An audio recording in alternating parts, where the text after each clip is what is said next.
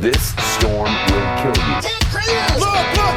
I'm telling you! You know what I mean, But if folks? rich people aren't looking out for us, who is? It makes no difference which one of us you vote for. Either way, your planet is doomed. You're listening to the Our Take Podcast with Brian Sherman. He had a full head, all the way till the end. It was white, and I was hoping to get that. I was hoping to get like the full head, and it was really hard to cut it off. And Spencer Rogers. To be a good pilot, you have to be able to make good decisions. And I know what my credit score is, so I know I don't make good decisions.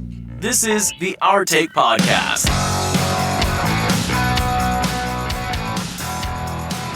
From Scary Parrot Media Studios in Ogden, Utah, it's the Our Take Podcast, episode 111. I'm Brian. I'm Spencer. It is May the 16th. Find us at the Our Take Pod on TikTok, at the Our Take Pod. You can also search the Our Take Podcast. Also, if you ever want to be a guest on the show, I noticed that Spencer had a contact listed for me. For both of us, really. But go to the ourtakepodcast.com. You can message us or just email us at brian@scaryparrotmedia.com, spencer@scaryparrotmedia.com, and we'll have you as a guest. Come on. It'll be fun. Whoever you are. Yeah. I will. You probably should be in the Utah vicinity. We could Skype or that's Zoom. True. Let's Zoom true. it. We haven't done that yet. We should try doing that. Everyone is nowadays. Yeah. By the way, this episode is dedicated to our good friend Mark. He is probably our most loyal listener. He's the one. Yeah. one of a few. No, but anyway, Mark, hope you're doing well, man, and you stay strong. On this day in history, it's May 16th. On this day in history. Did you know tomorrow's tax day? And I haven't done my tax. Actually, it's a month after tax day. Right, yeah. Anyway, I got to do those tonight. May 16th, on this day in history, in 1919, Albert Cushing Reed takes off on the first transatlantic flight in history.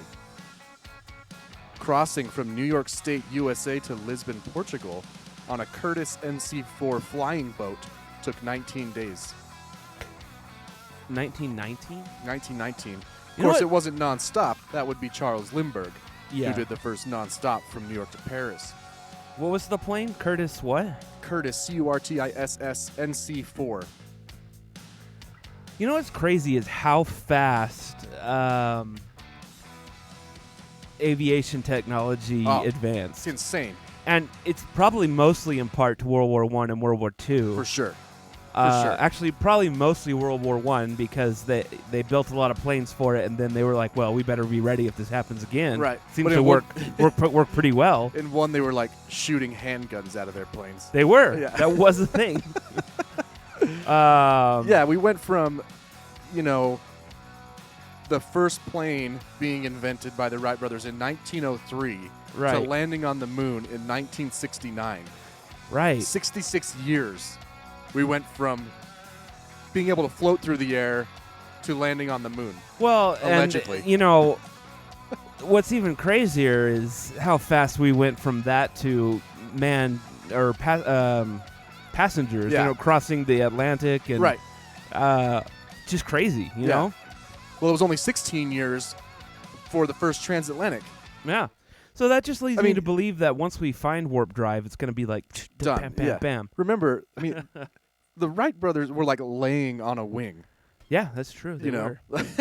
It should be noted that there were other people working Sure. on air flying at this time. The Wright brothers were, and there's actually argument There as to is. whether they were the There first is. to do it, but Documented. Yeah, I think it was probably Germans. I can't remember. I'm sure that across the industrializing world, Yeah. it was people were going nuts on it. Like what's something that people scoff at now that we could try and do? Because people were like, "Hey, you going to try to fly?" Yeah, sure. How are we going to do that? right? Like what? Probably warp drive. Yeah, I guess. I don't know. That I had a teacher in high school. He was an asshole, and he was a history teacher of all things. Of course. And he told our class that there's no such thing as original thought anymore. We have had this discussion. Right. In fact, I was just thinking about it the other day. I'm like, I know that I can string together some words that probably no one's ever thought of before.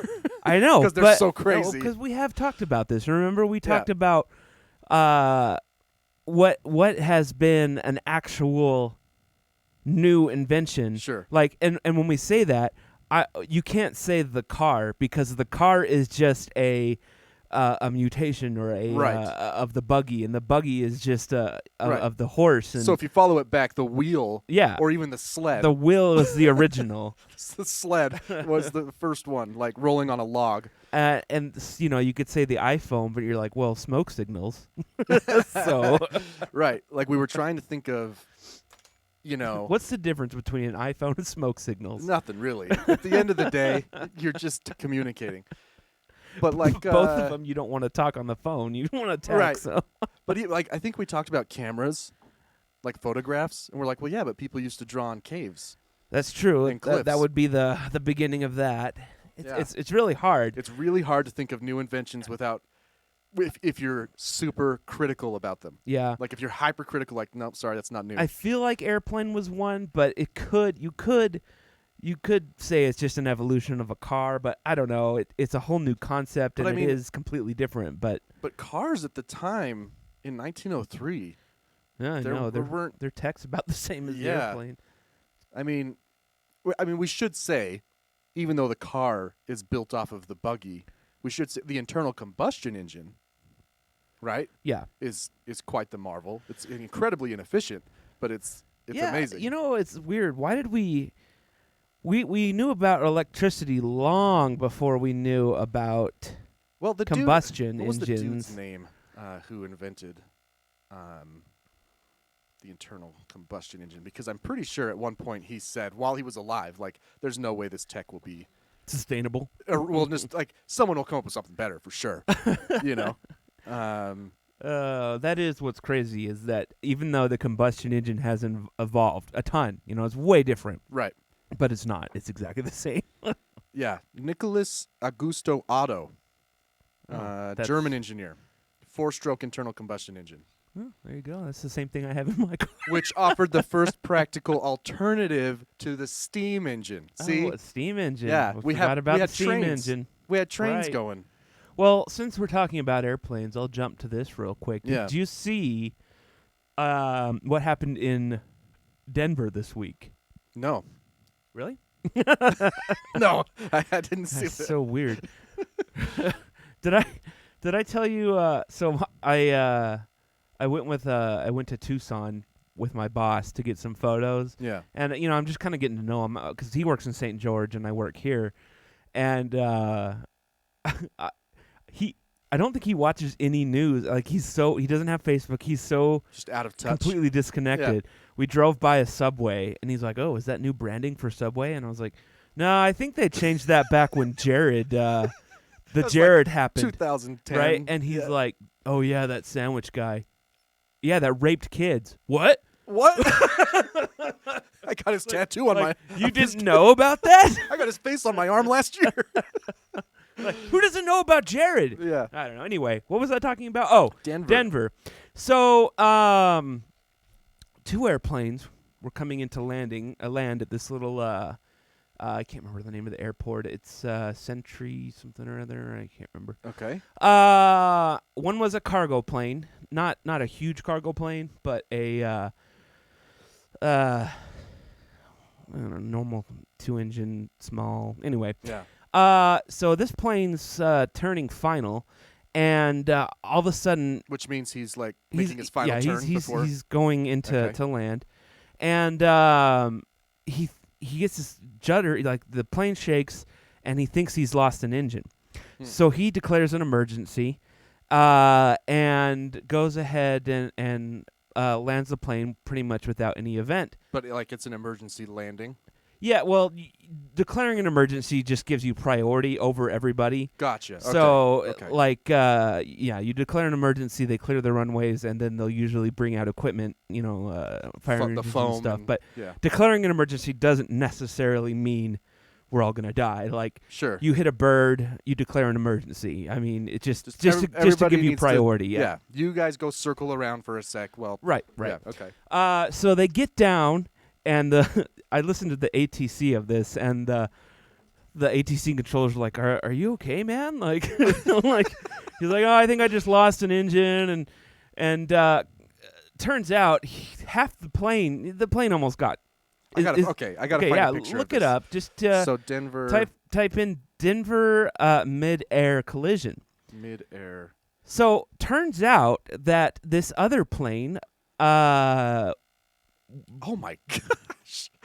I gotta put this over. another plane came in and messed up their final and hit this plane. Holy Lord! Look. So this guy had no idea. Are you kidding me? He thought he'd lost an engine, but he was like, a few scraps of metal from plummeting to his death. Like, how did he have? I know very little about planes, right? Yeah. But how did he have? My understanding is like elevator control and rudder control is back here. How did he have any of that still? Is it going through the belly? Yeah. That's amazing. I mean, 'Cause I thought those cables ran across the top. hopefully, and he honestly would have been able to land. He should have been able to land without that. He felt a It would've little been better. shudder. Yeah, man. He wasn't even sure. He thought it was a bird or something, and then, so yeah, this other plane hit him, and as I'm listening to the story, I'm like, oh shit, that other plane is toast, man, because you hit another plane, and Right. and the fact that this guy just made it out alive is crazy. Yeah. How does the other plane look? And I was like, in my mind, I was like, unless it was a Cirrus, and then on the radio, they're like, the plane was a Cirrus SR-22. I'm like, Okay, I got it. so, Cirrus. Cirrus is the only plane to my knowledge. Oh, I think I sent you a video here. Is this it?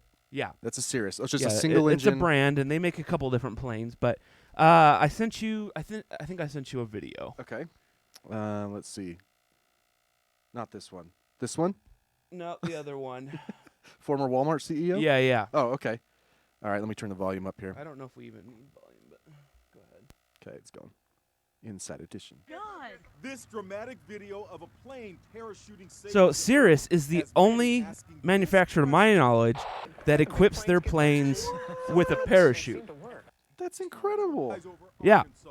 In this just released radio transmission, the pilot can be heard making a split-second decision. So it's pretty after crazy, experiencing right? Engine trouble. We're gonna try to find a place that we had clear. The plane is a Cirrus aircraft and has an emergency parachute built into its fuselage. That's a big parachute.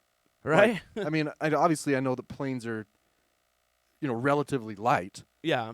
but I mean, what you're hitting the ground still at probably like 20 miles an hour, right? I don't know. Probably. That's crazy. I mean, parachute. They parachute tanks and Humvees out of. Yeah, but Rebecca. nobody's in them. Well, it could be. I don't know. I'm sure it's better than crash landing. I don't know what all mean, this guy lost on his plane, but if he lost a wing or something, then Right. You're hosed. But Like when Soyuz lands in the desert, Yeah. they have retro boosters. yeah, Like right before it lands. right. Because that's kind of a hard, Right. Anyway, it's planned though. So yeah, this plane has a parachute. So this guy, is thanking his lucky stars. He paid the extra dollars for the nice Cirrus real? model with the parachute, because otherwise he'd probably be dead. Was this him then? The guy parachuting was the guy who hit him? Yeah, Oh, okay. yeah, All right. that was the other plane. In the story, it shows a picture of the plane crash with the. And he was talking to ATC saying, "I'm gonna bail here." No, I don't. I think he lost as soon as he hit. He lost communication with ATC, Man. and the controllers were talking about their planes, trying to get his position, and they were telling him that it looks like he had deployed a parachute. So, My grandpa was an air traffic controller oh really? and was in. I don't know exactly the details, but I think he was there when a couple planes collided back in the 70s. Really? And it's always fascinating to me that we have, on the road, it's two dimensions, Right. right? In the air, you have virtually unlimited space. I mean, yeah, and the the big airliners, they have TCAS. It's traffic. It's the avoidance system. Like, okay. So it Pull up, that kind of thing. it's part of that, Yeah. but it's just tells you that there's traffic, and Oh, okay. it'll sometimes give you the direction and the type of aircraft, and that is one thing ATC is pretty on the ball about. Is they'll say, do you have traffic in sight? I remember flying into Provo. They're like, Wolf 17, do you have the helicopter on blah blah blah in sight? And Start it's to like, panic. yeah, those stupid MRF. I not almost, but there was a time that we were flying back in that I got way too close to another plane Yeah. because they just came right in front of me, and I was like, ah! See, that's what that makes, like, that type of accident makes more sense to me. Like, if you're coming in for a landing and one's on top of you. Right. But this is a T-bone. Yeah, the Cirrus guy screwed up. He did. I can't remember exactly what he did, but Like a mid-air T-bone. That's crazy. Because how fast do these planes go on approach? honestly, they're probably only like 80, maybe 100 knots, maybe, which Still. is like, yeah, I mean, The it's timing it's of faster that. than a car crash. Like, it's almost godlike. Well, Why didn't you just? You if they could've were just following, the approach pattern, then they should have all been around the same altitude at that point. missed. All right. Basically, he just turned too soon. He was supposed to wait, and Right. anyway. But yeah, The Cirrus guy. yeah. So, was anybody on? I see two people walked away. Was it just him and his co-pilot? Like, Yeah, I there was believe nobody so. in the back of the plane that got sucked no, out? it was a cargo plane. Oh, my gosh. luckily. Dude, that's crazy. Yeah. So don't be stupid. In-air collisions, man. It's weird to me. Like, it makes way more sense for me to imagine, like I said, a plane, like, coming down on the top of another plane. It is pretty rare that it Yeah. happens. I mean, but yeah, even more rare that people walk away from it, which has happened a couple Yeah. of times. But nonetheless, pretty You know, crazy. Speaking of weird accidents, I've read once that for, like, car-train accidents, Mhm. it's actually way more common that a car runs into the side of a plane or train. It's It's more just embarrassing. like, yeah, like let's say it's night. Let's say there's no gates. There's no lights on the side of a train. They might have reflective, like, stripping, right. like tape. But I'm like, okay, I guess that makes sense. You're like in a rural area. I guess. But I don't know if it's true. I just heard that was actually more common than, like, stalled on the tracks. You know? Interesting. Yeah. So watch out for those trains if you live in Well, yeah. a rural area. Well, speaking of tennis balls, Okay. so I learned something the other day. All right. Now, you may not do this because you're not as fat as I am, but I don't typically dry my T-shirts. I wash them and For shrinkage. Yeah, because if you dry them, man, they're gone. They're done. It's almost like you can't use them anymore. Sure. But for whatever reason, that makes the material incredibly stiff and somewhat uncomfortable. And Yeah. once you put it on and wear it for an hour, it's normally okay. But it's, I wanted to get, you know how, You got to get some better detergent or something. well, you know how, like a T-shirt that you've had for like 12 years is super soft and beat to hell, and Yeah. you're like, how do I get a T-shirt like this? And now, well, I found a way. Okay. So everything online said just throw some tennis balls in the dryer. You did actually some research. Yeah, I did. And so I went to the Walmart and bought 6 tennis balls, which turns out are really cheap. Yeah. Like it was $1.50 for 3. That does seem irregularly cheap. Right? Like what? And then I don't know why they're pressurized. Why? Do you know why they're pressurized? Inside the can? Yeah. Because their pressure on the inside, it has to be And then just screw it afterwards. like or- in pro tennis, they change balls every like 6 games. Oh. It's well, crazy. I mean, it's not because baseball changes balls like Every every pitch. freaking pitch almost. That's true.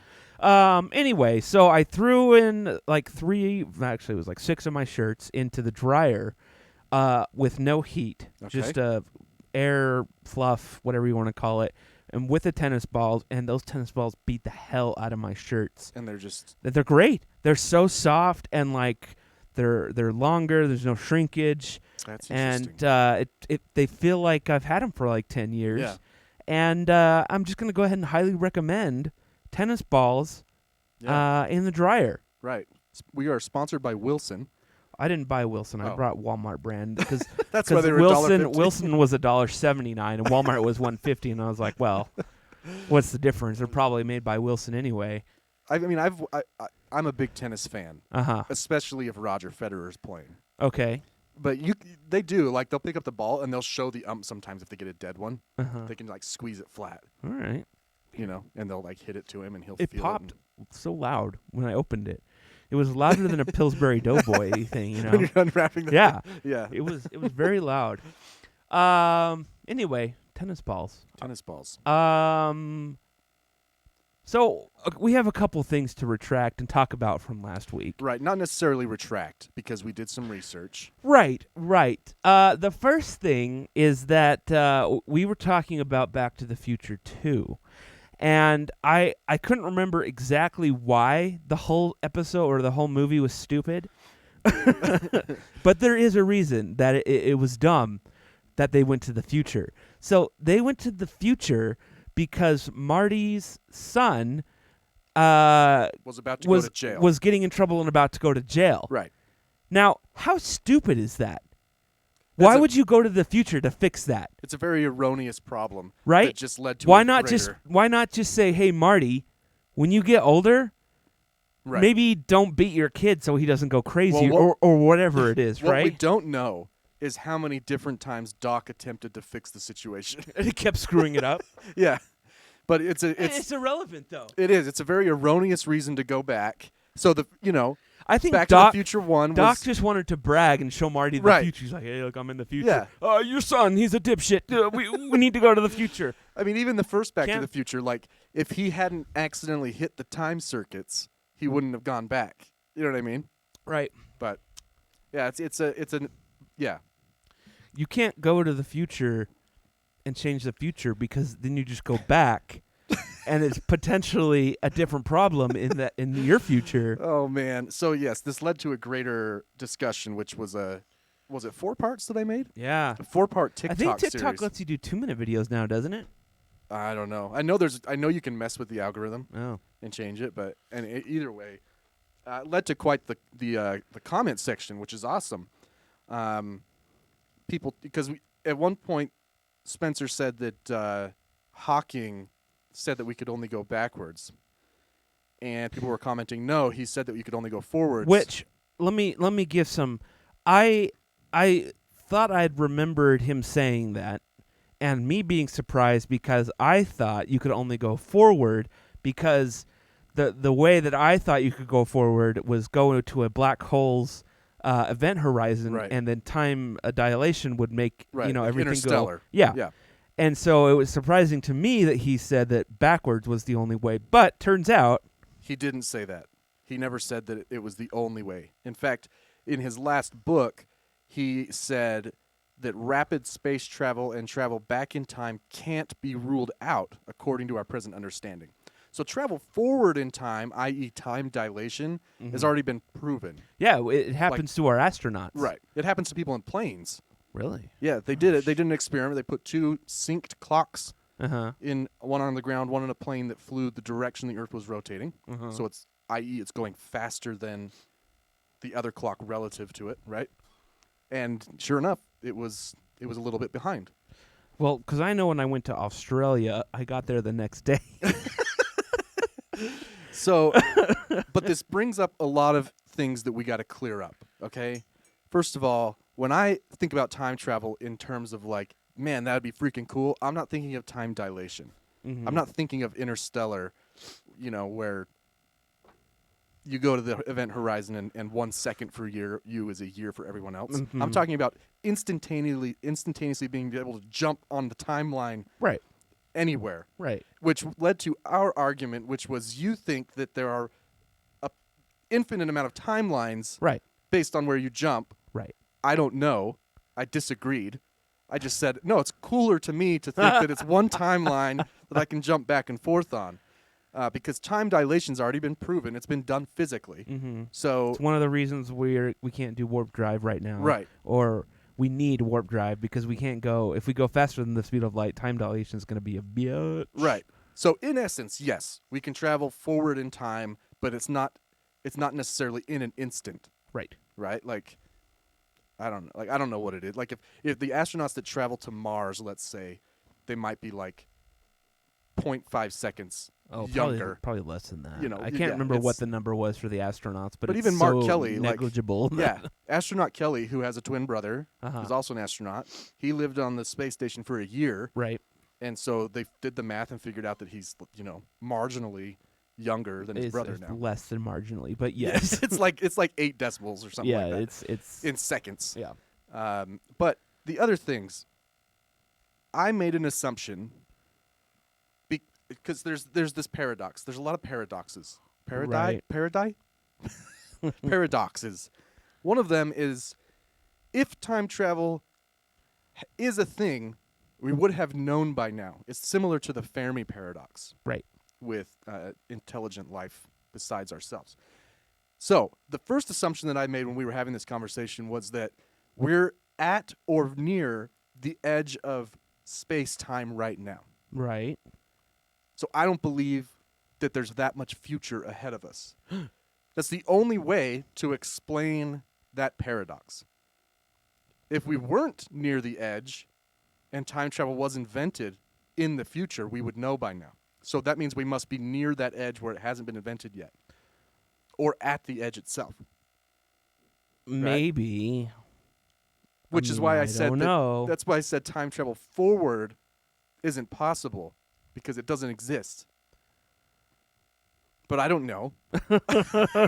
Right? If it exists, we would have known by now. So, yeah. But what if all the ships that we see flying around the UFOs are time machines? And here's something that might freak you out a little. Okay? So, if you were granted the power to go back in time and view historical events, where would you go? Oh, man. We talked about this last time. Okay, just give me one option. Declaration of Independence. Okay? That took place during what? A war, right? Yeah. Like a pretty rough time for people. I'd probably go back to World War II, see what that was all about in Germany and what have you. So if we're seeing more and more UFOs right now that are time machines, what the hell's about to happen to us?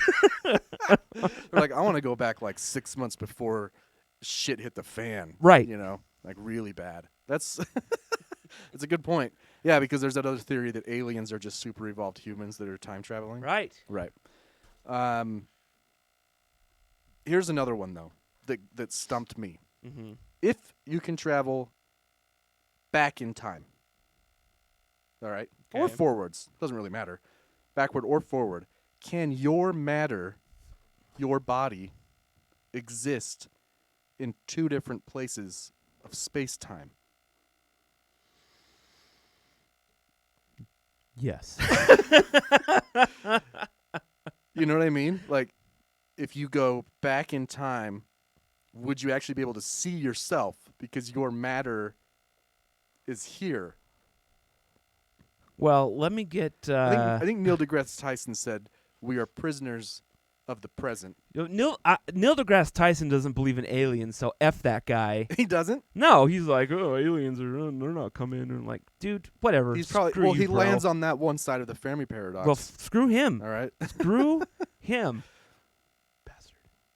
Yeah. Makes me so angry. I don't know. Something I hadn't thought of. I mean, since you're going to a different timeline, You think okay? So we go with your theory that you're going to a different universe. so if you go back in time, if you go back in time, you're gonna be on your timeline. But as soon as you are there, if you go forward, you're changing to a different timeline. So, but that doesn't answer the question. If you go back, So if I were to go back, could you see yourself? shit, I don't know. I don't know. Right. Right. So I mean, there's a lot of different ways to look at time travel. Yeah, I don't know. I.e., like you yourself are just traveling back in time, or time dilation where you slow down, everything speeds up. I prefer the science fiction idea that you can just jump back and forth on the timeline. Well, that does make it easier, doesn't it? But that's not how the real world works. I prefer the Star Trek timeline where we just have warp drive and don't have to worry about blowing up planets when we exit the warp drive or Do they ever explain that what? on Star Trek? How do they ever talk about how they're traveling through time? And how every time they go into warp speed, they're probably getting No, because you don't experience time dilation in warp speed. That's the point of it. Because you warp space-time, and you and your ship aren't going any faster than the speed of light. The warp bubble is.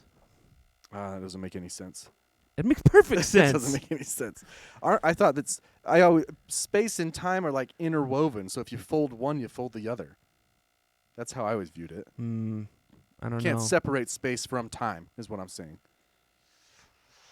Well, let me give you another paradox. All right, we've gone too deep into this. Let me give you anyway, so- another paradox that maybe will make more sense. Okay. New shirt, Cleveland? Donna saw an unflattering picture of me on Facebook and only lets me wear black now. Was the picture that bad? It was the worst thing I would ever want to see myself be. Problem with these dark shirts is the dandruff shows, but when I wear light colors... The dandruff doesn't show, but you look bigger in the shirt. Yeah, it's called Guillermo's paradox. What's that now? Guillermo del Toro theorized that a fat man's shirt cannot simultaneously appear slimming and clean. That boy does look like he be getting dry. So, Guillermo's paradox. Explain that one to me. I can't. But I mean, if you want to go heavy, into this conversation, we are witnessing a paradox right now in Israel. Okay. As to what do we do? Well, I was going to save this for later when we get into heavier stuff, but hey, what the hell? Let's jump into it now. Yeah. First of all, I want to show you something. Okay. Okay. Now, this is going to be, we don't really know what to do, and this is going to be controversial. But there are two factions at war with each other. And at least I saw right. the craziest thing the other day. Go ahead and play this. Okay. The droid army and the Gungans. Right. They are just, they are just going head to head in this. I don't know what to do. Right. And they had to cease fire because all their bullets were hitting this shield. Right. They're like Gaza. Have you heard of the Iron Yes, Shield? The Iron Dome is legit shit. Have you seen video of yes, it? Because it's incredible. I did not know it existed. Let me find some. Yeah, go ahead and pull that up. I've got one right here if you want to get it in your text there. I was watching. Someone said something about the Iron Dome, and I'm like, oh, what is that? And I saw videos. I'm like, what? Why are those rockets just exploding for no reason in the air? It's not no reason. Here we go. I know. This is the Iron Dome. So that's the incoming rocket, right? I believe so. From Gaza. Incoming, and that's the Iron Dome. No, that's another one. Oh, that's another one. The Iron Dome doesn't seem to put up any kind of contrail. So maybe it's more of a traditional round. I guess. Oh, so that one just exploded right there. Yeah. So you can even see it tried to beeline So it. you can see the rocket's contrails, but you can't see. Right. So the Iron Dome must be like a traditional artillery. Pull up that video. It shoots rockets though. I don't know what the deal is with them. Yeah. Man, look at the C-RAM. That thing's. Yeah, that thing's crazy. Yeah. Pull up that video I sent you. Okay. Just 'Cause barely. Seriously, yeah, it's in your messages. It seriously looks like that Star Wars clip that I just pulled up, where it seems like they're legitimately hitting an Iron Dome, like they're hitting right. Some invisible shield. Right. It's crazy. Invisishield, if you will. I just got to put it on this screen over here. What the? Do I have? Hang on. Just boom. Look at it. It's just. And it hits the shield, now. Bam. So these are rockets coming from Gaza. I'm going to go back. It's just crazy, right? Oh, man, that one missed. Oh, it's going to turn around. Come get it. Oh, someone else got it. Okay, okay. It's crazy. It's nuts. It shoots down 90+% Yeah. of the rockets It's that nuts. and the only way that they can get through is by shooting hundreds of them at a time. Right. And even then, the success rate for the Iron Dome is still very Still high. Yep. Now, I don't know how long I want to talk about this because, frankly, I don't. Well, you could talk about it for a long time. You certainly You could, but you're not going to come out with any kind of solution. No, it's true. I mean, it's a mess that goes back 100 years thanks to the British. It's rough. It's rough. If you're feeling supportive of one side, say you're supporting Gaza, or say you're supporting the Israelites, Just Israelis. I mean, they are Israelites. Go on Twitter and then type in Gaza and watch all the tweets from the people in the Gaza Strip. Right. And then go to the Israelis. Like they both have sad things, and Absolutely. it's both like, oh, why are they shooting those rockets? And then you're like, geez, why are they freaking destroying everything? And Yeah. it's the argument is crazy because it's like, well, we're doing airstrikes because they're shooting rockets at us every 5 seconds, and you're like, oh, okay, that makes sense. But then you walk back that timeline a little bit longer, like they're shooting rockets at you because you keep bulldozing their villages. I know, but then Right. you can go back and Right. and have different. They're doing this and this and this. It's freaking insane. Yep. And there's I don't know. Right. I don't know. Well, I mean, the bullet points here are there's Israel, Benjamin Netanyahu, Bibi. There's I thought Palestine. he got ousted. No, he just hasn't been able to form a government yet because that's how their government works. They have to create factions with all the parties to create a government. So he won re-election, but he hasn't been able to form a majority government yet. So he's still in control. Then there's Palestine, and there's a large area of Palestine that is surrounding Jerusalem that Jews and Arabs live in together, sometimes peacefully, sometimes not. Right. But then down, southwest is the Gaza Strip. And the Gaza Strip is controlled by Hamas, which some people call a terrorist Arab group because they're hell-bent on the destruction of Based Israel. on their beliefs, they do kind of fall in line with It's true. the likes of Al Qaeda and They're hell-bent on the destruction of Israel, right? right. Israel, likewise, is hell-bent on the destruction of Hamas. They have crippling blockades. Which I think may not be the case if Hamas wasn't so. Well, they don't have a choice, though. So right now, there was years ago, there was a tiny civil war between Hamas and Palestine proper. Right. And that's when Hamas just became the Right. owners of Gaza. But what Israel did is put up, walls and fences. They went those work They well. went a little right? Went a little to the right. Well, they are pretty right. And stifling blockades and sanctions. So unemployment in Gaza is like at 40%. Right. Right. So you have this. There's zero guarantee. In fact, probably not really a chance that if they remove those blockades, that Hamas would just peacefully go about their business. Right. Because Hamas does believe in the destruction of Israel because of the decades of infighting. Right. Now, all that being said, years, maybe the past, I don't even know how long, man.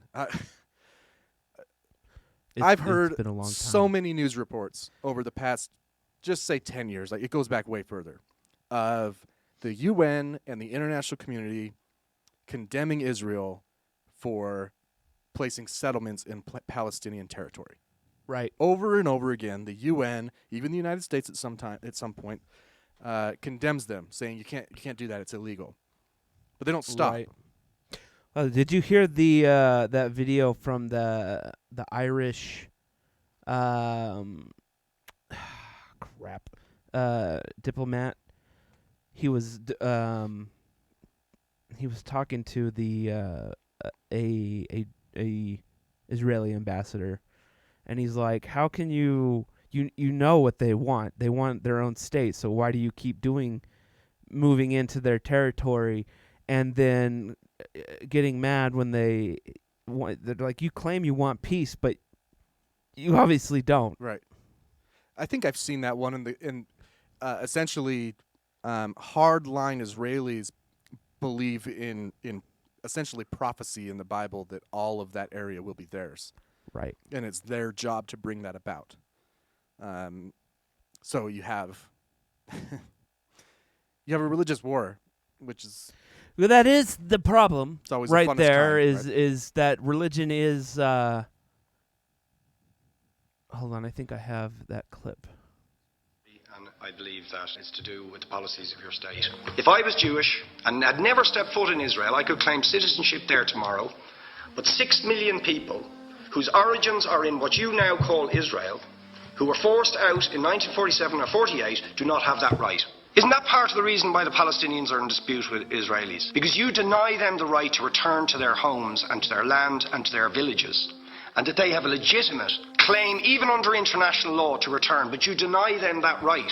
Why do you deny them that right? And why do you give that right to other people who have no connection whatsoever with the land, whether you call it Israel or whether you call it Palestine? Why do you continue to seize land, if you're serious about Oslo and the two-state solution, which under that agreement is land designated to be Palestinian land? 500,000 people, most of which has taken place since Oslo. You allow that to happen. Why do you allow it to happen? If you're serious about giving this land to the Palestinians, it's absolutely extraordinary. Are you not just taking us, Ambassador, for idiots? That you can say with a straight face, we're serious about peace, but while we're serious about peace, we're going to seize Palestinian land. And you expect the Palestinians to just sit back and do nothing about that. Now, you know what the Palestinians... I'm assuming the ambassador's answering in between those clips. Some people would ask... I don't know. It kind of just seems like he's sitting there taking it. He's going on a rant. No, he's right, though. And that's... So let's talk about the United States position. I know you don't want to talk about this for a long time, but I find it fascinating and a bit of a conundrum in terms of... As long as we're not talking about solutions, because I don't know that there is one right now. No, and just U.S. interest in general. Mm-hmm. Okay? We have to have an ally in the Middle East. And Yeah. Israel is by far our strongest ally. We've made them strong. Yeah, we have. Those are all our weapons, by the way, people. If you're wondering... Not all of them, but the aircraft are. But the rockets are. But I actually did a lot of research on Yeah. on the Israeli Air Force this week, because I knew they flew F-16s and F-15s, and now they have F-35s. But their history in the Air Force is interesting, and it has a lot of similarities to like China and Russia, where they stole stuff from us. Right. We sell them a lot of secondhand stuff. But eventually we sold them the right to build the F-16, I believe, and they heavily modify it. Right. But yeah, they have they abandoned. They had their own airplanes that they were working on, but they abandoned all that in favor of just purchasing stuff from us. Yeah, yeah, it's hairy. So, but he's absolutely right in that over the years since 1947, Israel has consistently just pushed these little villages aside. Now they give the Palestinians a warning, right? They say you have 2 days to leave to like a village of 200 people, Mm-hmm. and then they literally bulldoze it. Why Right. don't we give Israel Florida? They could just move to Florida. Yeah.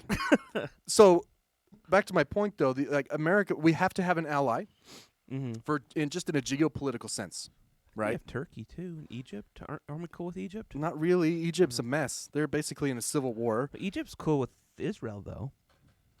Yes. No, Egypt's not cool with Israel. Egypt's cool with Palestine. Are you sure? Absolutely. They're an Arab state. Israelis cannot travel to Egypt. They're Jewish. They can't go into Egypt. However, Egypt has a vested interest in maintaining peace. So as soon as anything starts to escalate, Egyptian diplomats go up there Right. and say, hey, stop. Let's just figure it out. Because the last time this went into a full-out war, like 60 years ago, Egypt lost a lot of land. because Israel is so powerful. Yeah, it does say that Egypt has been seeking to play a role in the resolution of the conflict. They have a vested interest in stopping it. However, Egypt is not friends with Israel.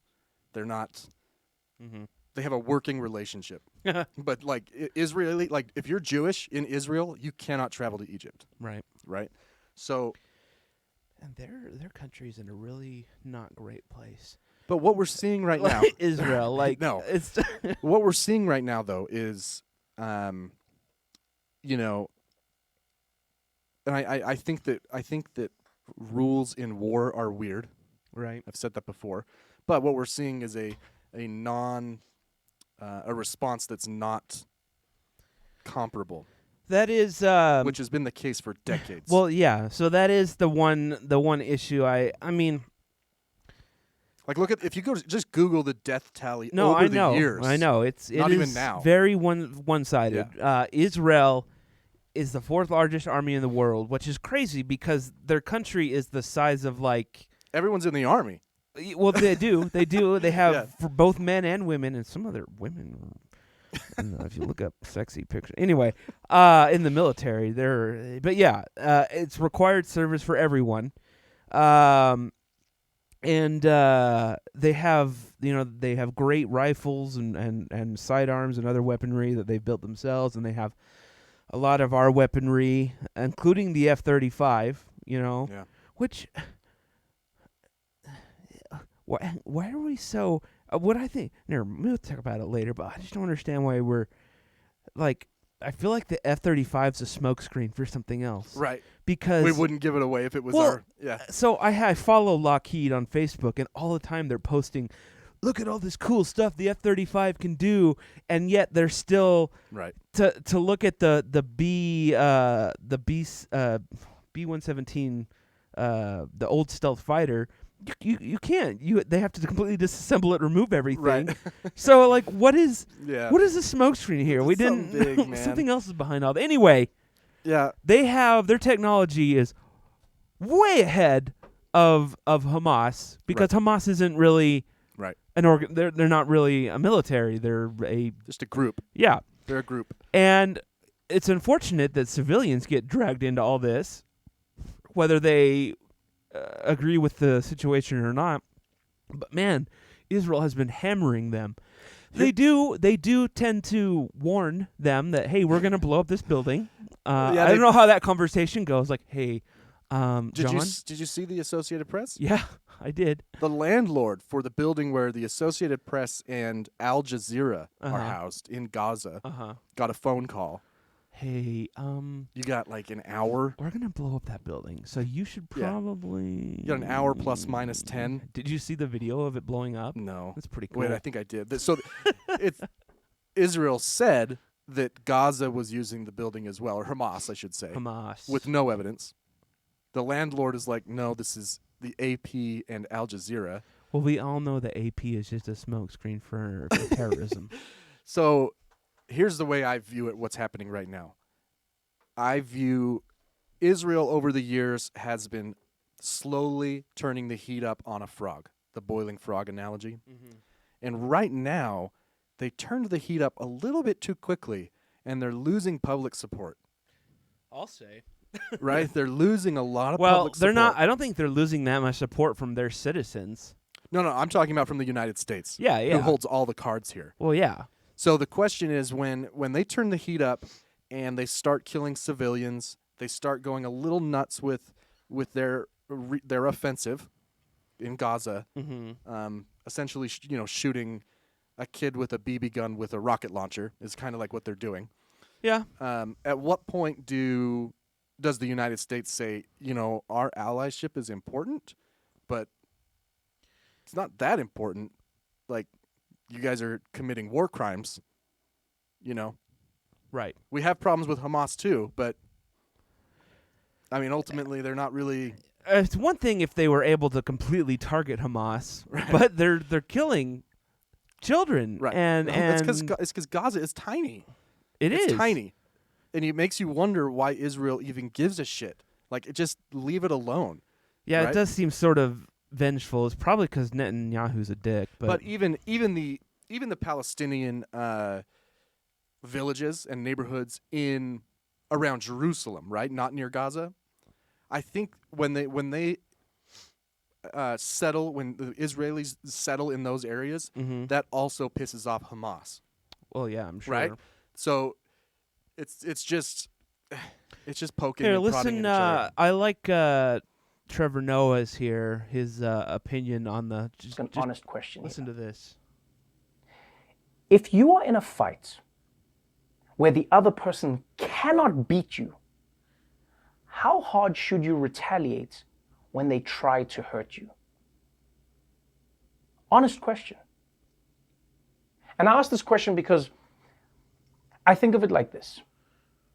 When I was a teenager, I would always get into fights with my little brothers. And little kids can be vicious, right? They're trying to punch you in the leg, they're trying to punch you in the nuts. They're kids, they do that. But my mom would say to me, whenever I get angry, she'd go, Trevor, don't hit the kid back because they can't hurt you. You're a teenager and the kid is 4. And I was like, yeah, but the kid is hitting me. He could hurt me. But my mom was like, yeah, but you're also so much bigger than the kid. You can crush him in an instant. And please don't get me wrong right now, because I know someone's going to watch this and go like, oh, you're comparing Palestinians Yeah, to children. No, so I'm not doing that. I'm it's a telling great you analogy there, I about think, myself. and Honestly, I am. and there is, there's plenty of truth to that. And frankly, Israel, they could end Gaza today. Right. They have nukes. But that would be putting the frog into boiling No, water. they would lose Right. everyone. Right. Everyone would probably come after them. It would be a problem. Well, you already have in the midst of all this, there are reports that Syria is firing rockets into Israel. Oh, really? Right? So you have Israel, a country or colony of Jews, right, is surrounded on every side and on the inside by Arab states. Yes. Right? And they have other states who have promised to wipe them off the map, i.e. Iran. So you have this situation that is, It's actually really stupid.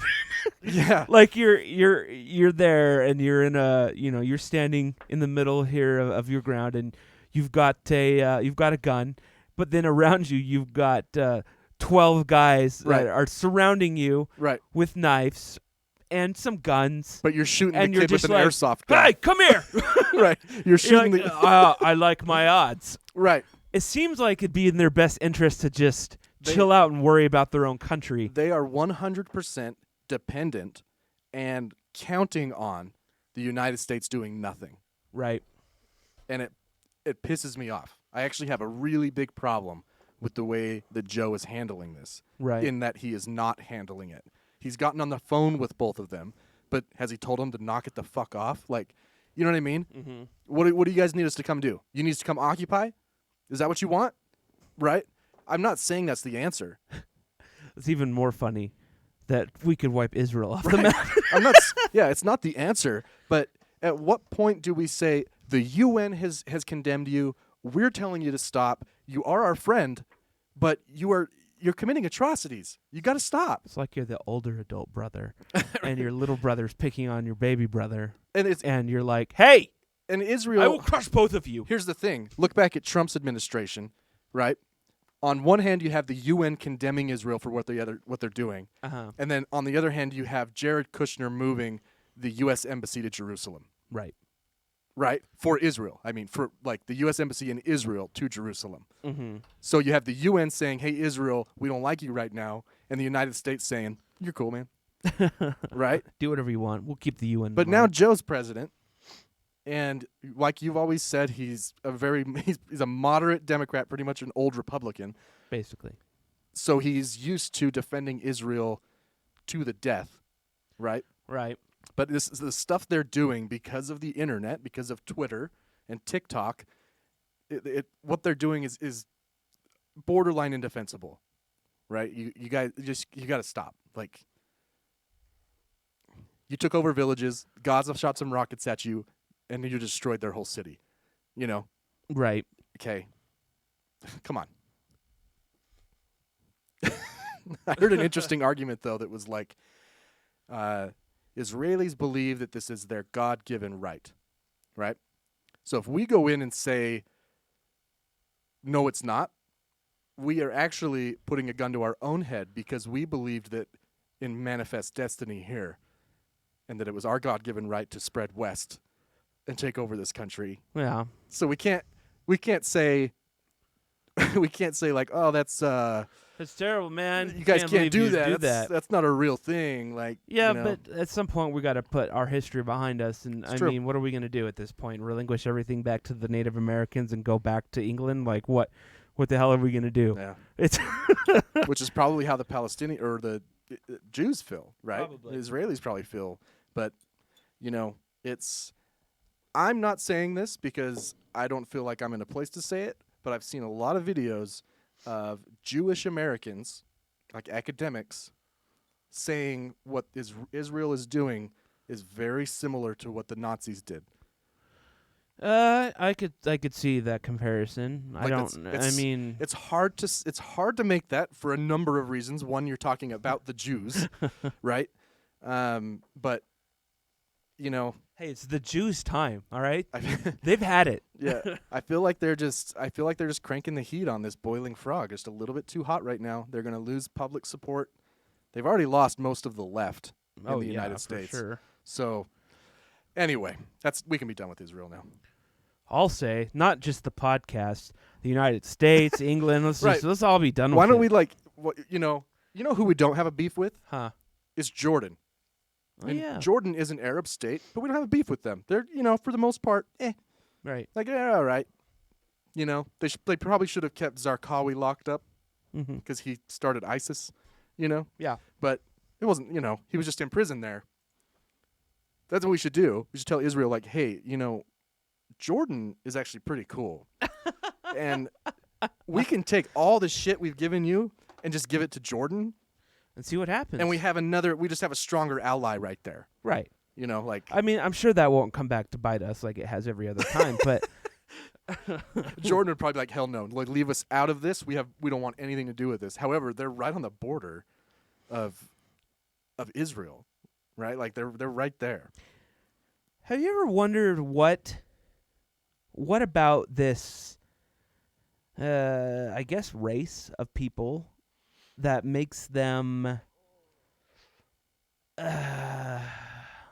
why is the Middle East this big hot spot for conflict and war, and it has been for much longer than we've been alive? And what is it about these people? It's not just our fault, it's also Russia's fault. It's oil. And it's not only, I mean, some of these countries were getting pretty advanced and westernized, and that's one of the reasons Hamas wanted, or what, I can't remember, whoever preceded Hamas came in and wanted nothing to do with that, and they crushed it all. And that's why the Middle East has not westernized at all. But what is it? Is it just power? Like, the people in charge they need that people to stay down? I just don't. What is it about? Honestly, I don't know. We should have a freaking geopolitical professor come on here, because I'm just looking at a map of the Middle East here, and for the most part, people forget how big Saudi Arabia is. It's huge. Yeah. Iran is huge. There's some places that we never hear about. We don't really hear about Oman, Yemen, or Oman, however you want to say it. Yemen is a mess. Turkey. Russia invaded Georgia a few years ago. It's hard. I don't know. I don't know what the deal is. They've just never been able to form a government that worked for everyone. Yeah. Relatively, right? Yeah. Because it's certainly true that democracy doesn't necessarily work for everyone all the time. Right. But generally, it keeps. If we're looking at American democracy or our republic, generally it keeps us all very safe relative to the rest of the world. That's true. We probably won't ever see rockets. Utah probably won't ever have an Iron Dome against Nevada. Well, if we did, it'd be awesome. Right. Like, I don't know. If that's what Israel has, do you think we have an even better Iron Dome? Okay, let's transition because no. That's the answer. Because is no. everything that I've read and seen on is that they're worried that we couldn't shoot down a nuclear missile. Yeah. Like there's like a 50% chance that we hit it. So, granted, two things to talk about with this. The rockets that are coming out of I'm sure they're going hundreds like of miles an hour. 80s, 70s technology, not right. What is the? They're not going into space first, right? But there's two things to talk about here. First is you taught me about September 11th and how all of our radars point out. Right. They've fixed that, I think. Right. So the radars they can point in now. Right. I mean, every time I've seen a radar, they're spinning in a circle, so I don't get it. But remember when remember when Hawaii had that false alarm? Yes. And everybody then started asking questions like, well, what if? You know? And I was listening to NPR, and they had, I don't know if he was a retired general or whatever, but he was talking about the defense system we have in Alaska. Uh-huh. And how it's designed to take out a nuclear missile on takeoff when it's going slower. Okay. So we see the heat signature maybe from a satellite. We fire a rocket towards Pyongyang, and it takes it out on the launch pad or as it's taking off. Mm-hmm. Once it gets to space, it stages, and all that's left is the warhead that's like the size of a suitcase, right? Right. Hitting that on re-entry is nearly impossible. But that wasn't the scary part. Uh-huh. The scary part was that if we see that heat signature of a rocket taking off, that we only have one. So if he fires one decoy, we can't. I don't know if it's changed. It was a few years ago. I just hope there's stuff we don't know about that they keep super top secret. Yeah. That's kind of what I'm counting on. But it's the same. It's the same concern you have with that freaking Russian missile that we've talked about before. It goes like, it's like Mach 10. Yeah. At like 100 feet. Well, we have freaking time machines and stuff over here, right? That's why we've never been nuked. We've always sent someone back in time, Terminator style, and done it. We still would have gotten nuked, but the timeline. Yeah. I think honestly, the geography of America still makes us incredibly safe. That we're very big, and we have oceans on each side. That is true. A bottleneck in Mexico. It is very. We're not a very invadable country. No, where are you going to go? Yeah. You could send your entire army to Texas, and it's like, all right. You could, I guess, theoretically stage a massive by sea invasion and take Washington, D.C., but that's just, it's not like that does anything. No, because all of our troops aren't in Washington, D.C. Right. So, whatever. I mean, in order to wipe out the whole country, you'd need 60 nukes to take out every major city, right? And hope that we don't retaliate. And 60 believable decoys. That's why nuclear war is so stupid, because it's like, okay, we're gonna hit you with a nuke. Like, right. Okay, we're gonna hit you with a nuke. Oh, I hadn't thought about that. I didn't know that was an option. Oh shit! Are you serious? Yeah. I can't believe it. They're hitting us with a nuke after we nuked them. So I don't know. Yeah, it's rough. It's rough. All right. I found an AP story I wanted to talk about. Oh, okay. It's very interesting. Yeah. I'll put it up on the screen here. So the NFL years ago agreed to a settlement for CTE, brain injuries. Right. If a former player could show a cognitive decline on this objective measurement scale they have, then they get a percentage of the payout, which I believe was less than $1 billion total to fund this. This article is titled, "Retired Black Players Say NFL Brain Injury Payouts Show Bias." Okay? Mm-hmm. So I looked into it. I read the article here. And what we're seeing is just a couple bullet points real quick. The majority of the league's 20,000 retirees are black, and only a quarter of the more than 2,000 men who sought awards for early moderate dementia, so that's 500 people total, have qualified under the testing program. Right. But what they found out as they've looked at the battery of tests and how the NFL scores people's cognitive function Mm-hmm. is that they start black people at a lower score than white people. Right. I saw that. So a black person has to score much lower to get a payout than a white person. Right. Okay. All right. Well, let's look at other cases where there's been massive payouts for something, right? Mhm. September 11th. Yes. All claimants were treated the same. Boston Marathon bombing, all claimants were treated the same. Essentially what they did is they took the highest paid white man and made that the baseline. Ah. All right. What if there was a black man who made more? I don't know. They were like, well, that they guy- knew that's not possible. Wow. So what these I read the whole article. I was interested is, you kind of want to give a little bit of a benefit of the doubt to begin with. Not to the NFL. I know. But you're like where does this case? What's their information, right? Uh-huh. So there's these things in neuroscience called the Heaton norms. Uh-huh. Named after a doctor, Heaton, who he took a small group of black people from San Diego in a Mhm. military town and used their scores to apply to all black people across the country in his research in neuroscience. This was in the early 90s, I believe.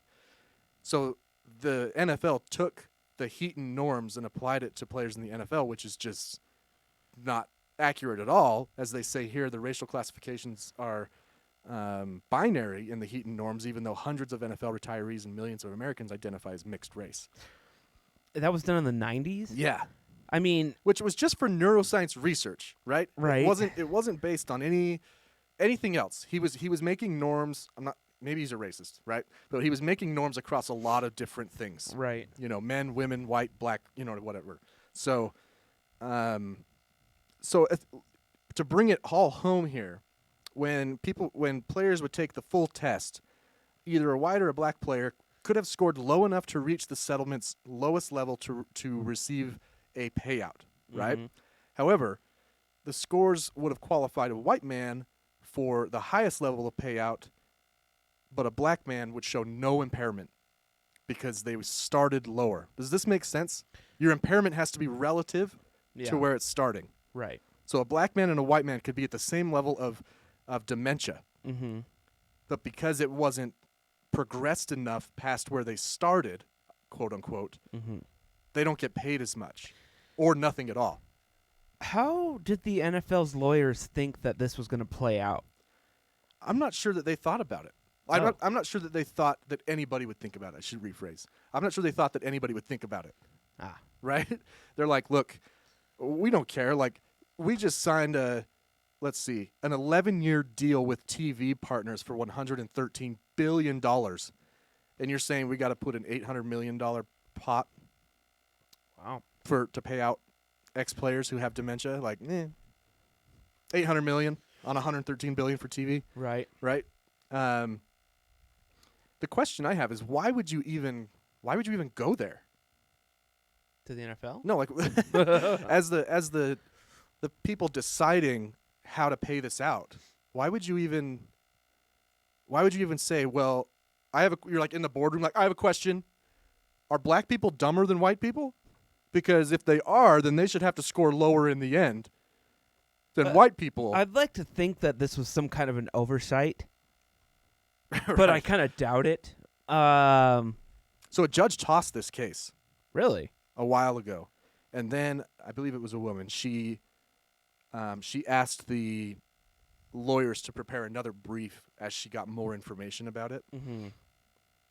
So we'll see where this goes, but it's pretty it's pretty damning. Like, I don't even know why you would be talking about black and white differences when you're talking about dementia caused by CTE.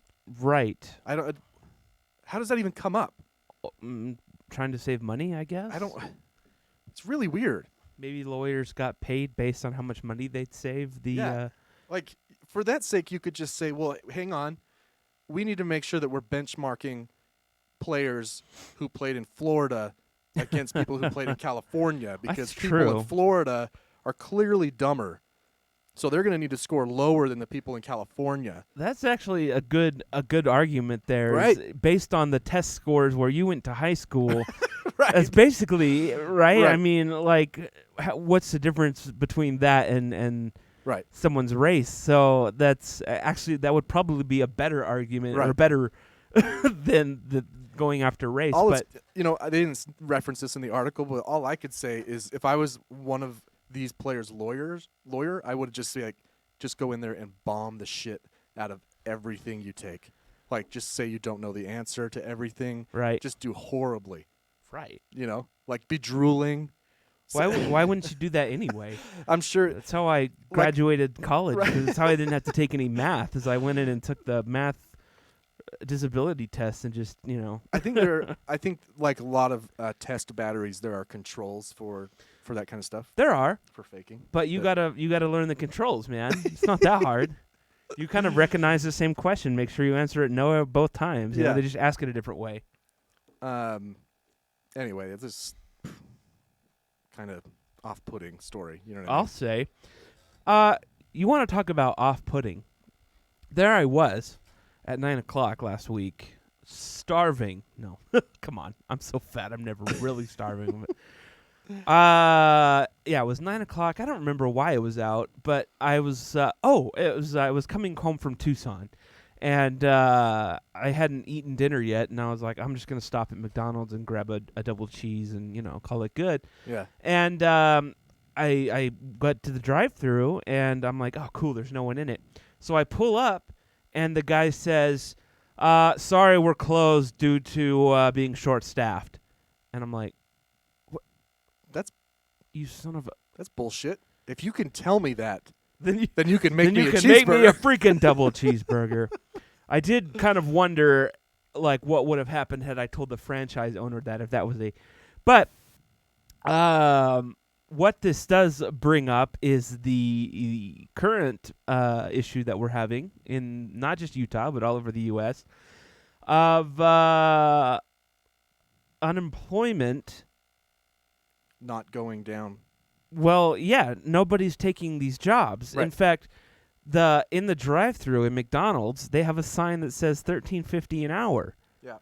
It says $13.50 an hour. You get paid vacation on your first day. I'd like to take my first day off. Yeah, I know. That's kind of how I thought it. The way I read it, it was like, "What do you mean paid vacation my first day? We'll pay you for one day. You get today off." So there's been, of course, the far right is blaming the stimulus, or not the stimulus. Well, both the stimulus and the unemployment bonuses. The unemployment relief, right? Which it's like $200 a week. No, it's $300 a week on top of. Right. So you could potentially make like $600-700 a week. Sure. And then the left says, no, that's not the reason. I got to tell you that me personally, I'm kind of leaning more with the right people on this. Oh, it's totally the reason. I mean... But the solution isn't to remove the benefit. The solution is to pay people more fucking money. Yes. You're right. You're right. Yeah. The one thing that does kind of bug me about all this is how far these companies are... They're willing to pay people. They're like, oh, shit, we need to... Right. We need to actually pay these people. All of a sudden, you're able to pay $15 an hour. It's like out of nowhere, they're like, oh, well, I guess we can. Right. We'll just have to pay our VPs bonuses, less, and I don't know. We'll have to make cuts in other places that we could have a long time ago. Right. These are the same guys. Remember, these are the same people who are paying millions to lobbyists in D.C. to not raise the minimum wage. Right. Or all of a sudden, like, fuck, man, like, yeah, we can do it. Of course, we can do it. So. My position on this is yes, I do think the stimulus and the extra unemployment is affecting it, and I think that Joe Biden saying that it doesn't is complete horse manure, because if I personally was getting paid $700 a week to not work, I would milk that for as long as I could. Yeah. And it's just me. I mean, I'm sure that but not everyone sees it that way, but no, I think it's. I'm sure there's a mixture, but I'm with you. I think that that's totally true. But I disagree, like with our governor, particularly Governor Cox, is removing that bonus right to get people to go back to work instead of saying, You mean people are actually happier on a living wage? I do like, I like the idea of kind of holding these companies hostage, forcing them to raise their pay. Though that does kind of bum me out that these several governors, it's not just Cox, there's like a lot of them, 16 of them, are going to remove this. Not because it doesn't bother me that they're removing it. It bothers me why they're removing it. Right. Because it throws away that leverage that the workers have to say, hey, you need me. You need to pay more than $7 an hour. Right. It's government taking control out of the people's hands in a capitalist society. Which is so interesting that the right doesn't see it this way, because they're so pro-government staying out of things, and this is a way for people to take the control and I don't know. It's just I wanted my damn double cheeseburger, and the line at Wendy's was way too long because everyone wants to work at Wendy's. Yeah, no, I totally. Oh, geez, sorry, I just pulled up a headline that was off-putting.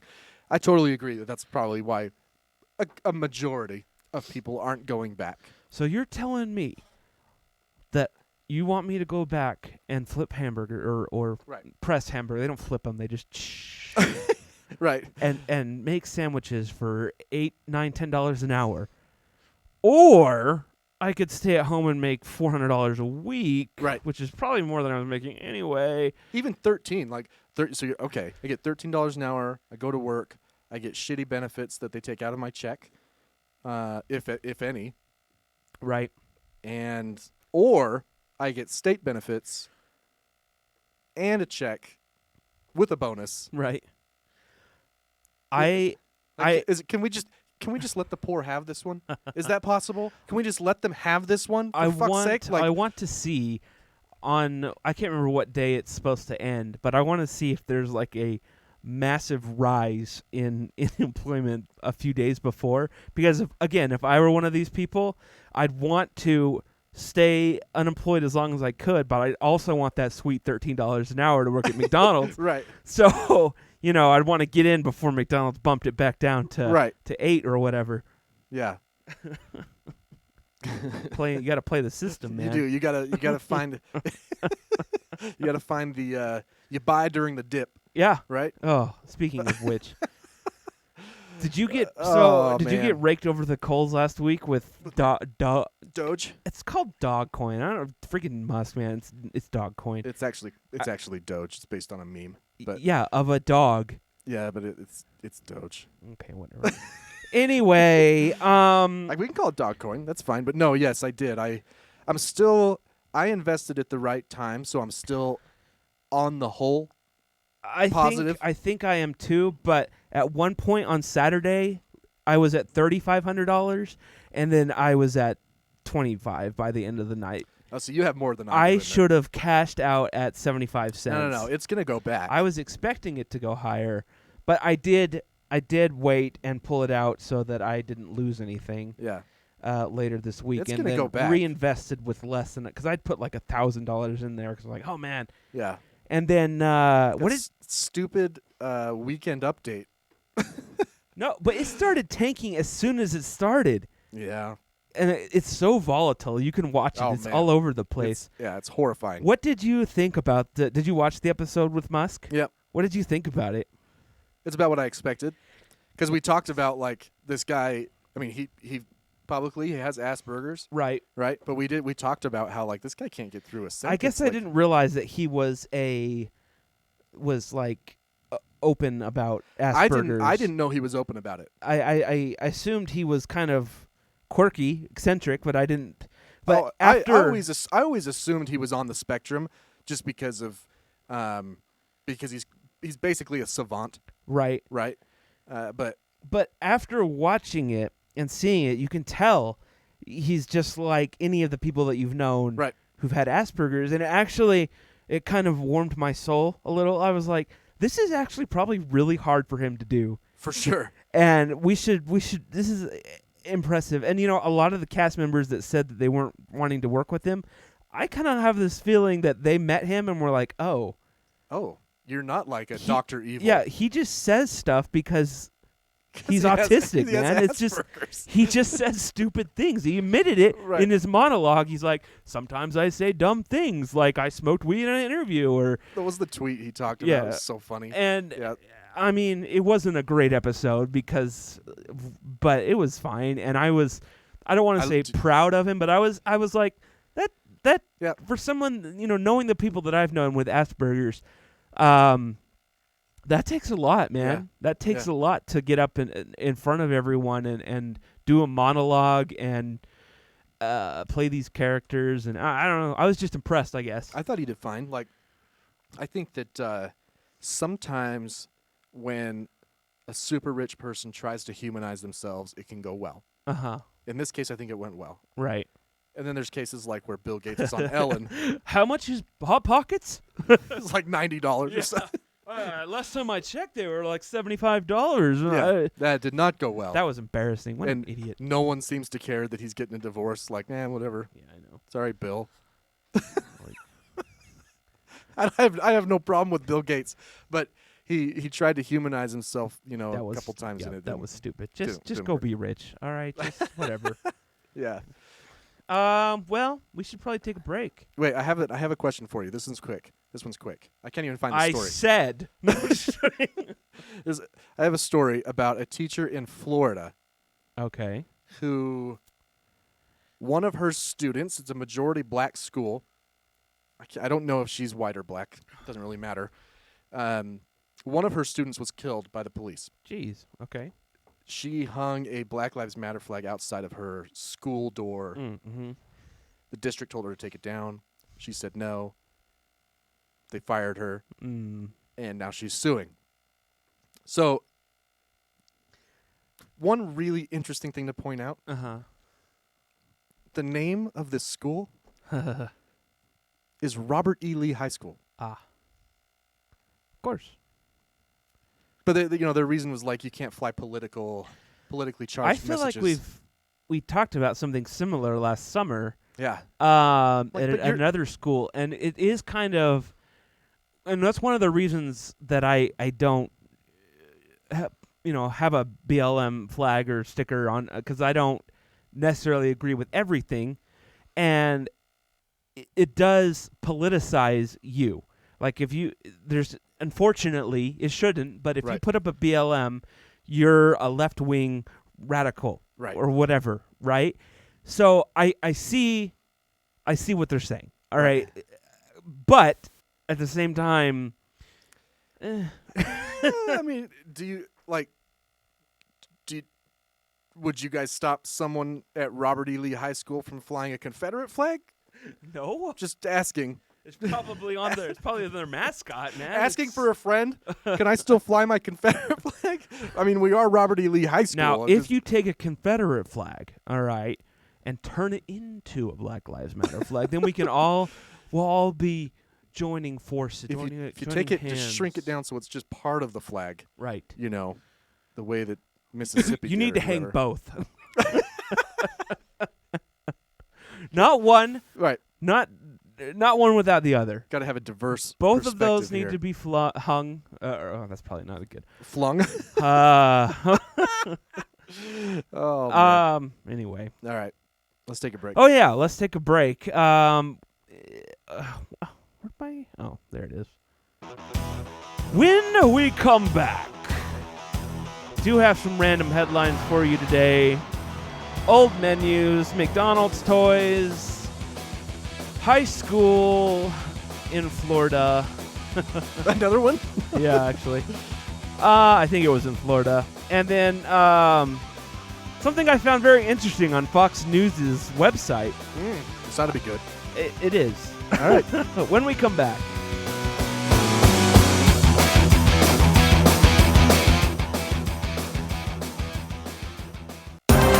We interrupt your regularly scheduled program to bring you these random headlines.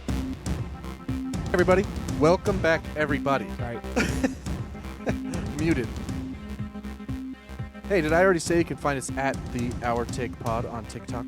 Yes, also it should be noted, if you ever have any comments or complaints about the show, please direct them to ethansucks@gmail.com. No. It's Ethan can suck it Ethan can suck it at gmail.com. at gmail.com. Right. Any complaints? Right to your doctor's inbox. Oh, man. Okay. Random headlines. First one. This is out of Liverpool. Ooh. The English city of Liverpool. I don't know if you're familiar with it. It's named after a pool in which someone found a human liver. Right. Which I know is not true, but anyway. Actually, I think it is. Again, that email address is Ethan can suck it. So builders in the English city of Liverpool, they're doing a remodeling to a cafe. And does it give the name of the cafe? Anyway, so they're remodeling it and they're pulling down some of the rafters, and what falls down but a menu. A menu? From 1913. Get out of here. When it was called the Yamen Cafe and Tea Room. It also came, a waiter's hat fell down. Anyway, this menu's in great condition. Let's look at it here. For the time. Oh yeah, there it is. I got it here. So what are some of the items on this menu? Consommé de volaille. Oh, my favorite. Scotch broth. Is that just scotch? I think so. Tomato for 4D. $4. No, I'm just kidding. I don't know what would that be? I don't know, actually. I don't know what the currency was. I thought it was pounds still. I guess. Maybe they There's just no way it changed- was £4. They changed the symbol. Yeah, that would be. We have boiled cod in hollandaise sauce. Ugh. We have a scallops of brill au gratin, Irish stew, which I believe is just whiskey, lobster patties, ooh, veal and ham rissoles, haricot oxtail. Oh, an oxtail? Wait, what's something that's 10D? 10D is Everything else is like the boiled cod and the veal. Oh, okay. So those must be expensive dishes. Yeah, those are pricey, man. I wonder if it says in here what the D is. I don't think it does. I read over it. I don't remember. Huh. Well, we'll figure that out. Yeah, we have to at some point. see that. So, anyway, and they printed a new menu every day because this says January 15th, 1913. There's no way, right? What a horrible waste of resources. Yeah, because they didn't have printers. They had printing presses, and it took forever to set it up, right? Yeah, you got the typeset and the little the ink it. Am and I the wrong? press- I don't know. Was there something else by then, or I don't know what it would be? It would have been a steam powered. Yeah, but regardless, you still have to set it up, right? Well, look, we have printers today, and we don't print new menus every day. That's true. It's like every 6 months. This is or why they something. went out. Yeah, they were wasting so much money on menus every I just day. want to know why that was all in the ceiling. That is really weird. It's a little time capsule. Wow, they ate just like we do. I'm gonna have oxtail later tonight. It's so weird. You know, just the other day I went to Texas Roadhouse and ordered me a tomato. It was 4D. It cost me $4. Oh, maybe That's pretty it was cool. dogs. 4 dogs. Well, this next story is out of the Philippines, Okay. where a man now holds a Guinness World Record for the largest collection of fast food toys. Oh. He has 20,000 fast food toys from places like McDaniel's, Burger Queen, Dairy King. Yeah. Oh, what's Jubilee? I don't know. 20,000. Here you go. Look, he doesn't even try to protect him either. He's like, no, man, I'm gonna swim in these like Scrooge McDuck. That's with weird. my Guinness winnings. Winnings? I don't know. Do you actually get anything? No. It's just a. How do they even afford to stay in business I don't selling know. their stupid books? I think. Like Yeah. I don't know. Their website has just shit ton of ads. Is that what I mean? I don't know. So his goal is to start a museum. So that'll be a must-see destination when you go to the Philippines. If you're on a sex tour, you can get a few prostitutes and then head over to the fast food toy museum together. Obviously, yeah. I'm not saying they have sex. I'm saying you want a hooker to go with you to the museum. It's the company. Yeah. And the translator. Right. I want to know what Guinness employee verified no duplicates, because that's important. If you ask me. Well, if he's gonna give him the record, yeah. Yeah. Or do you think they just saw it and were like, how many did you say you have? Cool. Is that give more you than the record. last guy? Shit, man. I'm not getting paid for this. Was there a record? Right. Sorry, we're doing this by Zoom anyway. Are they just handing out it to anyone now just to stay relevant? Yeah, he was just doing it on Guinness? Zoom. He's like, you see that one? Okay. You see that one? I think I've seen that one before. No, you haven't seen No, this one no. before. 5 down, 19,000. Yeah. Now this next one is kind of interesting. It's in Florida. A 28-year-old Florida woman who allegedly went to a Miami high school on Monday dressed as a student to promote her Instagram account. Oh my gosh. So she went in there dressed as a student, which she definitely doesn't look. She looks 28. So okay. I'm gonna try and find it. Sorry. Yeah. So she is accused of handing out flyers to students, promoting her social media while wearing a backpack and carrying a skateboard. Oh my! What is this? Gosh. The '90s freaking Bart Simpson over here holding a skateboard, and then recording her interactions on her phone. Is this her? Yeah. She posed as a high school student. Yeah. I told you. She looks 28, like kind of maybe a rough 28. Yeah. I want to find, her Instagram is probably legit, like. Well, it is now. Yeah. It worked. I'm sure. Maybe that was her goal all along. She's got a fine, but, Wait, did it say she go to jail? Yeah, she got arrested, and did she go to jail? She allegedly told the officer she was a student looking for the registration office and was stopped a second time when she continued to hand out flyers. The school was advised of a potential threat on campus. She refused to leave, but can we stop throwing in the word allegedly? Right. When she allegedly refused to leave, she allegedly left through a side door before she allegedly could be stopped. How many times has a person like this sued a news organization for not using allegedly? Can't they just put a bumper at the beginning that says Absolutely. all statements are alleged? Yes, they should. Or like Cops does, all suspects are. Yeah. Even though we know they're guilty, all suspects are wink, wink, considered innocent. So I pulled this story off of FoxNews.com. Now, what I'm going to send you here is one of the links that I took. Hold on here. Let me pull up my text messaging because I closed it for some reason. Okay. Now, this link I'm sending you is to Fox News's... Is it a virus? What? No. I think you're sending me a virus. Is to Fox News's Odd News page. Now, I want you to scroll down those stories and tell me something that you're like, okay, that's weird. Why is this in Odd News? Stand by. Pulling the link now. I'm gonna drag it over to here. Also, there's a sponsored advertisement that says everyone is moving out of Ogden. And, of course, it has a super attractive lady on it, even though it has nothing to do with... All right. Okay. So I have the Odd News. Mortified on a corpse. Florida woman excluded. Tucker slams DC mandate banning dancing at weddings?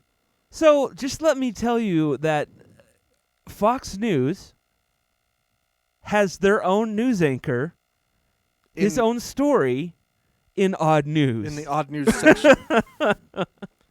As if, going to court and saying that his news wasn't believable, so he wasn't really a news person was enough. They're also like, hey, this story's stupid. We're going to go ahead and put it in Odd News, Tucker. Oh, my gosh. So, what, did they ban it for COVID?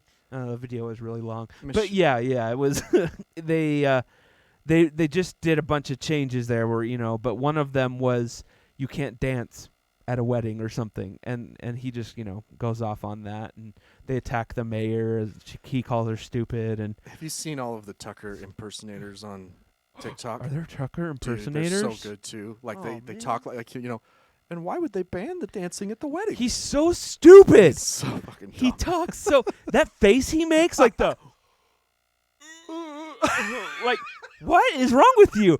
Are you taking a dump right now? Like, is there a toilet back there? And just He you're looks like, he looks like he's like 1 second away from the piss shivers. yeah. Like he's Whenever someone else is talking, it's like he can't believe they're talking. Like that was it. Yeah, open his mouth a little bit and squint.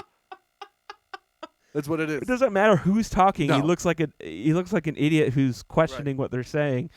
Oh, anyway, he is so stupid and should be sent to jail or executed. Anyway, you know what? I do have horrible. What a terrible job. Well, it did look. There was no AC in the hangar. It was really hot. The guy is like just taking out like bolts. And he's like stripped. Basically, no, it was crazy. I'll have to show you some pictures sometime. But like there was the wing, and then they would take off the leading edge of the wing, and on there would be these little bags of screws, like all the way down, that had labeled exactly what screw they were. And so they put them in those bags as they were taking them off. Yeah. See, I don't like the idea of my planes being disassembled and reassembled. I trust them off the factory. Oh yeah, I don't know, man. I don't know if you. I mean, some of our planes are made in Brazil, so I mean, saw the Olympics went there. The green pool. I'm just saying. I mean, I don't know. It's just like you're going to like a cell phone store. Yeah. And they're like, by the way, we did a C check on your phone. What's that?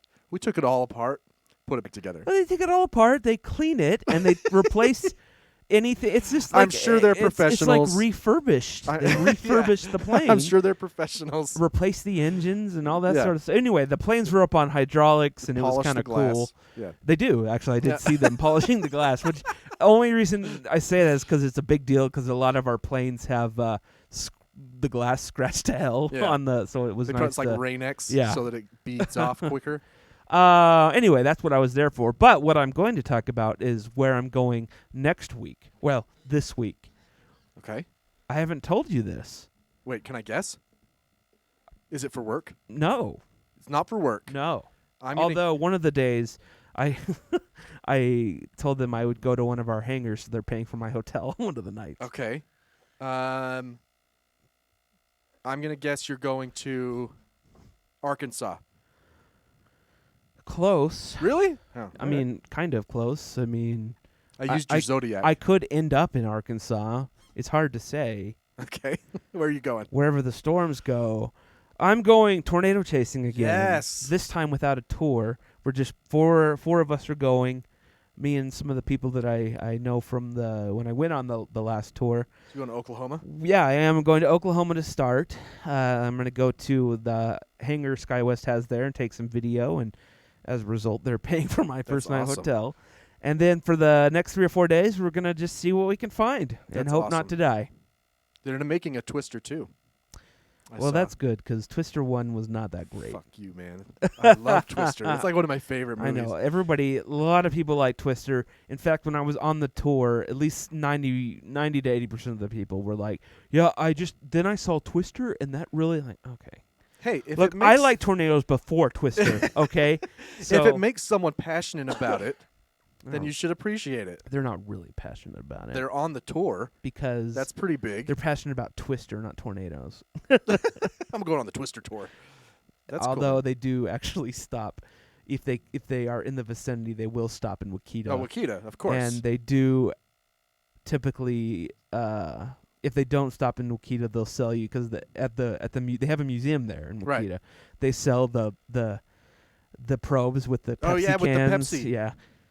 I could have bought one, but will you get me one? Get me one. I don't know. I don't know if we're gonna. If you do, I don't know if we're gonna go to Wakita. If you go through Wakita, just please. Well, probably I'm if we go to Kansas, it'll probably be Liberal, Kansas, which is actually the name of a town. Right. It's the most. I believe the most conservative. It's believed it's where they shoved all their liberals Yeah. and that's why they called it liberal. But it smells like dog food, and it's terrible, Yeah. terrible place. I remember that from last year or 2 years ago. Oh, my yeah. gosh. Yeah, I know, right?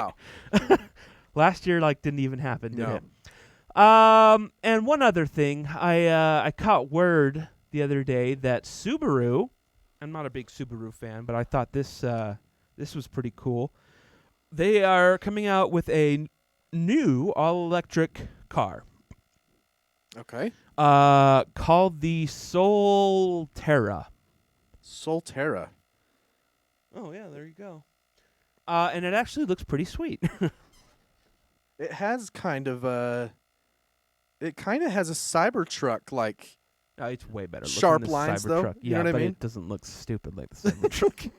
I can't wait till you ride in my Cybertruck and you're gonna. Yeah, they're Gonna completely eat your redoing words. that, right? I don't care. It's still gonna be cool. I mean, and you're gonna be pissed. Elon Musk designed it, and we saw how You're gonna be like, shit, this is really cool. But now the I can't say inside. I'm anything. sure the insides are gonna be great. Like Teslas are awesome, but Yeah. So I don't know. Just another thing you might want to think about. Subaru. I am pretty convinced that my next car will be electric. I want to make that happen. Yep. I'm very tired of gasoline. Right. Yeah, it's gonna be. Yeah, I agree with you. My next car. I mean, our newest car that we got is a hybrid. Right. I don't RAV. want to take the hybrid step though. I want to go straight to there. electric. Because they do the new RAV4 is a plug-in hybrid, so it's even more. Still you got even more juice. But I agree with you. Still, because the hybrid, I've driven a Prius before, and they're freaking slow AF, man. They're not fast cars. My car. Well, you've never ridden in my car. But it's Prius is Yeah. very hybrid. Yours, I'm sure, probably kicks on, and then it probably turns off cylinders and stuff when. No, it just kicks on to power the batteries, power the motors. I mean. Right. But all yes. electric cars are freaking quick, man. Yeah. And it's cool. It is cool. And if I could afford a Tesla, I'd probably get one. Yeah. I drove my car. Cafe Rio forgot Ashley's salad dressing. Mother. I know. Pisses me off. And so I drove pissed off and realized how fast my car could really go off the line. You actually went back? Of course. Oh. It pissed me off. It's only 5 minutes away, and I felt bad. It's the essence of the whole salad. You don't have any It's dressing cilantro. here? It's cilantro lime house dressing, Throw man. some cilantro. No, I get it. Yeah, I just have cilantro that I'm gonna hurry and mince. I don't Some know. limes I'm gonna squeeze. Oh, No, anyway. it's, she's pregnant, and I felt bad, and I was like, "Fuck these You couldn't guys, just man. give her your salad? I didn't get a salad. I got a burrito. Well, maybe you should have. Well, if I got a salad and they gave me dressing and forgot hers, that would be another conversation. Okay. But yes, I would What give her did my you dressing. get? I got a sweet pork burrito. Of course. I mean, it's good and all, but Yeah. I might DoorDash that later because, Sounds good.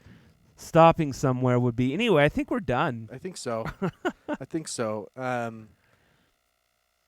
I can't remember what I was going to say. I can't remember what I was going to say. It's fine. I feel like there was something else I was going to say. Oh, you know what? We do have a new song that's going to be coming out soon. Rejected Takeoff. Yes. Yeah. We'll have a new song. I don't remember what it's called right now. Oh, it's called A Different Side or The Different Side or something along I don't know, those whatever lines. ends up being on the album. Right. But you can find all our other songs. Yeah, we need plays, On so please. Every streaming platform, Rejected Takeoff. I mean, we've been making enough money to renew them, the Right. $10 when they come up every 6 months. Right. So, if you could keep that going. That would be fantastic. Um, Also, tell your friends about this show. And as always, follow us on TikTok because if you don't want to listen to the whole thing, these episodes are long. I get it. we got a lot of plays last week on Yeah. TikTok. We have one that has 100,000, and Yeah. it's not even a very good clip. No, it's terrible. It's but you some- can go watch clips of our shows there and see all the people going crazy in the comments. Join By in the way, time travel conversation. Yeah. And if you've never been on TikTok, the commenters are much, much nicer. Are they? It's not Facebook. Huh. It's not people. There's a couple assholes every once in a while, but for the most part, it is a friendlier social media platform, in my opinion. I spend way too much time on. I think I was on it for 2 hours last I night. know. Don't look on your phone at the Yeah. amount of time. It's crazy. All Anyway, right. Well, thanks for being here, everybody, for the Our Take podcast. Did you forget the name for a minute? For the Rejected Our Take podcast. This is episode 111. I'm Brian. I'm Spencer. See you next time.